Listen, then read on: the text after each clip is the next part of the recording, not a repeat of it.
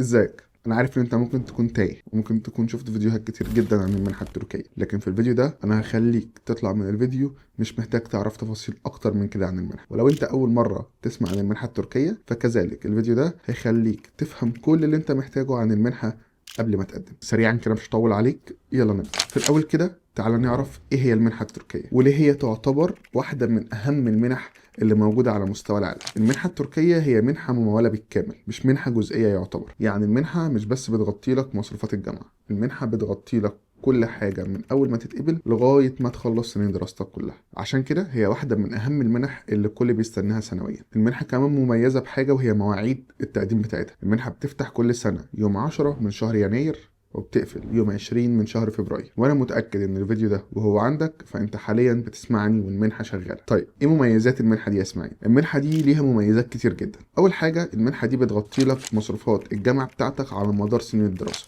ايا كان التخصص بتاعك ايه. المنحه بتتكفل بمصاريف التاشيره والطيران بتوعك، كذلك بتتكفل بمصاريف الإقامة والتأمين، والإقامة طبعا على مدار سنين الدراسة، وكذلك التأمين على مدار سنين الدراسة. المنحة كمان بتوفر لك سكن، تقدر تقعد في سكنات الجامعة أو في السكنات اللي تابعة للمنحة على حسب الجامعة اللي أنت اتقبلت فيها. والقعدة في السكن طبعا بتكون مجانية، ما بتدفعش أي حاجة. المنحة بتتكفل بالمصروفات الشهرية للسكن. عندك نقطة أقوى من كده بكتير، إن المنحة فوق كل ده هي مش بتقولك بقى أنا هوفر لك وتعالى أنت تصرف على نفسك اللي أنت محتاجه. المنحة كمان بتوفر لك مصروف شهري تقدر ان انت تتأقلم بيه على مدار الشهر، ولو احتجت انك تزود طبعا تزود. ولكن التكلفة اللي المنحة حطاها واللي هي لسه ما اتحددتش، ولكن المتوقع على مدار السنين الدراسة اللي فاتت انه يبقى الرينج بتاعه هو $200 شهريا. $200 شهريا طبعا زائد ان هما بيدفعوا لك السكن وعندك الجامعة مجانا، فاعتقد ان هو ممكن يبقى كافي بشكل كامل جدا ان انت ما تحتاجش اي فلوس تانية. طيب اسماعيل، انت دلوقتي حمستنا جدا. كل الشروط بالنسبة لنا احنا موافقين عليها، اي حاجة هتيجي منهم احنا موافقين، ولكن محتاجين نعرف على الأقل الأوراق اللي بتكون مطلوبة للتقديم على المنحة دي. أنت محتاج يكون معاك شوية أوراق. تعال نبدأ بالأوراق المهمة اللي أنت لازم تكون عندك. طبعا أنت يكون معاك شهادة ثانوية لو هتقدم على مرحلة الجامعة، ويكون معاك شهادة بكالوريوس لو هتقدم على مرحلة الماجستير، وطبعا يكون معاك شهادة الماجستير لو أنت عايز تقدم على الدكتوراه. طيب خلاص، أنا معايا الشهادة الثانوية بقى، يلا بينا نقدم. محتاجين إيه تاني؟ لا احنا لسه محتاجين حاجات تانية. أول حاجة وهو خطابات التوصية. بشكل عام بنصح الطالب اللي هيجي يقدم على المنحة التركية إن هو ما يعتمدش على خطاب واحد بس. خطابات التوصية دي ملهاش حد اقصى المنحه بتطلبها او حد ادنى، هي بتطلب منك خطابات توصيه. ايه هي خطابات التوصيه للي ما يعرفهاش؟ خطابات التوصيه يعني ان دكتور او مدرس اذا كان في مرحله المدرسه او في مرحله الجامعه يكتب عنك حاجات ايجابيه شافها معاك على مدار سنين دراستك. يعني مثلا زي ان انت طالب مجتهد، زي ان انت طالب مثلا كنت بتحضر مشاريع معاهم، زي ان انت طالب مثلا كنت متفوق في اللغه بتاعته او كده. بشكل عام خطابات التوصيه دي ليها تركات مش هقدر ان انا اتكلم عنها بشكل مخصص في الفيديو ده عشان هيبقى طويل جدا، لان هي حاجه مهمه جدا، ولكن خلينا نفهم نبذه عنها. خطابات التوصيه كذلك ليها نوعين، ممكن الدكتور او المدرس يكتبها لك ويوقع لك عليها طبعا وتسلمها وقتها للمنحه، وممكن انت تكتب الخطاب بنفسك بحيث ان انت لو حابب يكون مثلا بشكل اكاديمي شويه او يكون بشكل بروفيشنال، لان برضو مش كل الدكاتره او المدرسين عندهم الوقت الكافي ان هم يكتبوا الحاجات دي. فممكن انت تكتبهم بنفسك وتسلمهم للدكتور يوقع عليهم. معنى ان الدكتور او المدرس وقع عليها فمعنى كده ان هو قراها ووافق على كل اللي مكتوب فيها، فبالتالي اكنه بالظبط هو اللي كتبها. ودي تركايه اصلا بنعملها في المنحه علشان نخلي الخطابات اللي متقدمه دي تكون اكاديميه وبشكل صحيح 100%، وان احنا بنكتبها وبنخلي الدكتور يوقع عليها علشان طبعا تبقى انت معاك وقتك في ان انت تكتب اللي انت عايزه. وطبعا بتعتمد في الحاجات دي على حاجات حقيقيه، ولكن بس هي بتكون الصيغه او الطريقه اللي بيتكتب بيها. طيب بعد خطابات التوصيه انت عندك كمان حاجه واللي هي خطاب النيه. خطاب النية ده هو بيبقى خطاب واحد بتشرح فيه انت ليه اخترت المنحة التركية. ليه اخترتها من عوامل كتير جدا، كبلد، كجامعة، كتخصص، ليه اخترت التخصص، كرؤيتك في خلال سنين الدراسة ناوي تعمل ايه. وده اللي بيتسمى خطاب النية. وده برضو ممكن يبقى ليه فيديو منفصل ليه هو خطاب التوصية مع بعض، لان هما مهمين جدا. وعشان كمان تشوف الفيديوهات الجاية دي فانا انصحك ان انت لو الفيديو عجبك في البداية كده ممكن تشترك في القناة وتعمل لايك للفيديو ده. ويلا نكمل. رابع حاجة ومهمة جدا لازم تبقى عارف عنها وتحضرها لو متوفرة، وهي الشهادات اللي انت حصلت عليها على مدار السنين الدراسة كلها.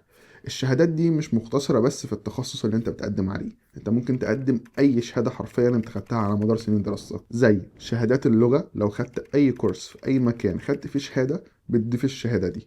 لو خدت أي شهادات لها علاقة بالتطوع، اتطوعت في مكان قبل كده، فبترفع الشهادة دي كذلك. لو مثلا أنت مسلم وخدت شهادات مثلا في القرآن، كذلك بترفعها في الورق. لو خدت شهادات تفوق على مدار سنين دراستك، إذا كان مع مدرسين في المدرسة أو حتى مع مدرسين خاص يعتبر، أو بتاخد دروس بره، فكذلك بترفع الشهادات دي. أي حاجة أنت دخلت فيها بشكل عام وخدت فيها شهادة، حتى لو هي مش هتدعم موقفك في التخصص اللي انت مقدم عليه، ولكن بتفهم المنحة ان الطالب اللي قدامك ده هو طالب مجتهد على مدار سنين دراسته، فهو سعى جاهدا في ان هو ياخد شهادات في اكتر من مجال، وده طبعا بيفيدك كتير جدا. كده احنا لمينا الاوراق اللي احنا محتاجينها: الشهادات وشهادات الثانوية وخطاب النية وخطابات التوصية. حاجة تانية ومهمة جدا هو المجموع. المنحة عندها شرط في المجموع لازم يكون متوفر معاك. اول حاجة ان مجموعك ما يقلش تحت 70% على اي تخصص انت بتقدم عليه.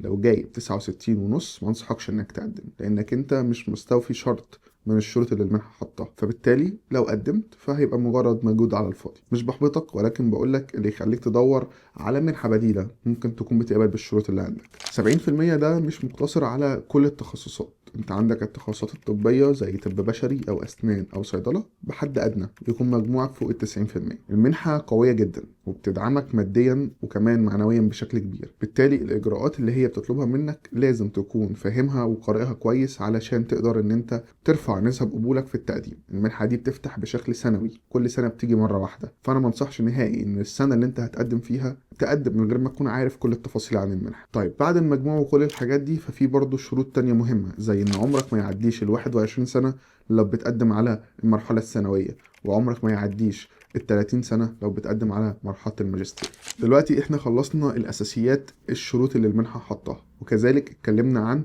بعض المزايا اللي موجودة في المنحة كدعم مادي. طيب في شوية اسئلة كده ممكن تكون جت منكم وكانت جت من طلاب تانية قبل كده، واللي هو: لو انا طالب في تانية ثانوي اقدر اقدم على المنحة التركية؟ الإجابة هو لأ. اللي يقدر يقدم على المنحة التركية بالنسبة للي هيقدم على مرحلة الجامعة، فلازم يكون نوع من النوعين دول: يا إما طالب استلم شهادة التخرج بتاعت الثانوية بتاعته وهو حاليا متخرج، أو الطالب اللي في ثانوية عامة السنة دي واللي هيخلص الثانوية على شهر 7 أو 8 اللي جاي. الطالب ده مسموح له إن هو يقدر يقدم على المنحة دي. وقدام شوية عشان لسه هنعرف إن المجموع مش بس هو اللي بيجيب قبول، هتعرف ليه الطلاب اللي في ثانوية حاليا يقدروا يقدموا. ولكن خلينا نتكلم الأول في التفاصيل المهمة. وكذلك اللي يقدر يقدم على الماجستير نفس النظام، هم الطلاب اللي في سنة رابعة السنة دي وهيتخرجوا السنة دي يقدروا يقدموا على الماجستير، أو الطلاب اللي اتخرجوا فعلا وعدت على شهادتهم فترة معينة، ولكن المهم إن هم يكون ما قصروش سن ال 30 سنة. ولكن مثلا لو انت في سنة تالتة كلية او في تالتة كلية حتى الترم التاني، فما ينفعش تقدم على المنحة. طيب احنا كده لمينا اهم الحاجات اللي لازم نكون عارفينها بشكل دقيق عن المنحة، عشان نشوف الشروط الاساسية اصلا هي موجودة فينا ولا لا. لو انت وصلت لغاية هنا في الفيديو وشفت ان انت فعلا عندك كل الشروط دي، خلينا بقى نتكلم مع بعض في نسب القبول. هو انا ممكن اقدم واتقبل، او هل المنحه فيها قبول ورفض؟ بشكل عام المنحه كده كده بيكون فيها قبول ورفض. المنحه بيقدم عليها عدد كبير جدا سنويا، والمنحه بتكون طالبه عدد معين بيعتمد فيه على الجنسيات والعدد اللي مطلوب في كل تخصص، فبالتالي العدد لما بيستكفى كل اللي بيتبقى بيترفض. طيب خلينا افهمك بشكل تدريجي كده القبول بيعتمد على ايه. اخر حاجه القبول بيعتمد عليها هو المجموع بتاعك. المنحه ليها ترتيب بالاولويه بالنسبه للطلاب اللي هيقدموا على الجامعه. عندك 4 حاجات كلهم هقولهم بالترتيب. اول حاجه هو خطاب النيه. خطاب النيه ده اهم حاجه موجوده في المنحه التركيه.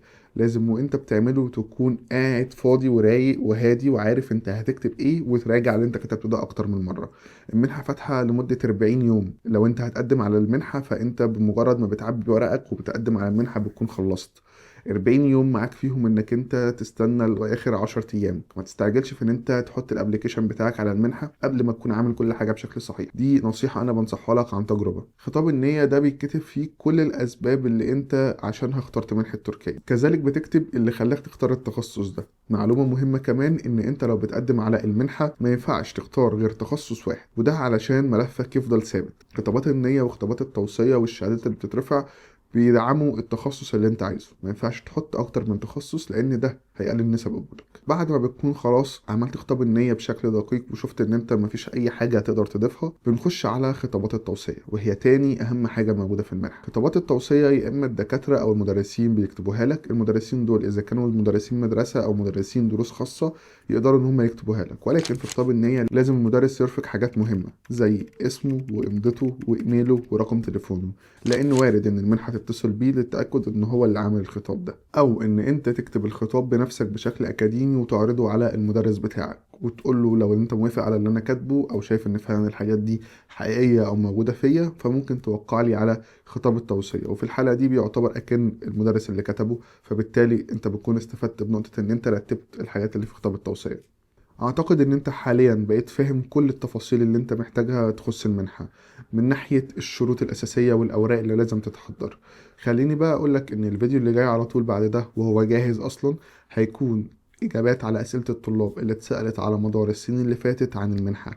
هيتحط فيها اكتر من 50 سؤال باكتر من 50 واحد عايز تخصص مختلف وعنده فكر مختلف، وكل سؤال من الاسئلة دي هيتجاوب عليها بشكل مفصل وهينزل على القناة هنا. وانا بنصحك تشترك في القناة علشان الفيديو ده هيخليك تعرف اجابات اسئلة هي ممكن تكون اصلا ما جاتش في دماغك، ولكن حبيت افصلهم عن بعض علشان تفهم في فيديو الشروط والاوراق وتشوف انت اصلا مستوفي ولا لا، وبعد كده تعرف اجابات كل الاسئلة اللي ممكن تيجي في دماغك او حتى اللي ما تجيش، وبعد كده تقدر تاخد خطوة التقديم. برضه في الفيديو ده انا هسيب لكم لينك التقديم على المنحة بنفسكم بحيث انكم تخشوا على الابليكيشن وتشوفوا الاجراءات اللي المنحة طالباها وازاي السيستم بتاع المنحة بيكون موجود وايه الحاجات اللي انت محتاج تحضرها. ولو عندك اي سؤال فالكومنتات دايما مفتوحة، ممكن تبعته وانا هرد عليك. يا رب ما كنتش طولت عليكم، ويا رب الفيديو ده يكون فاتكم، واشوفكم فيديوهات تانية كتير.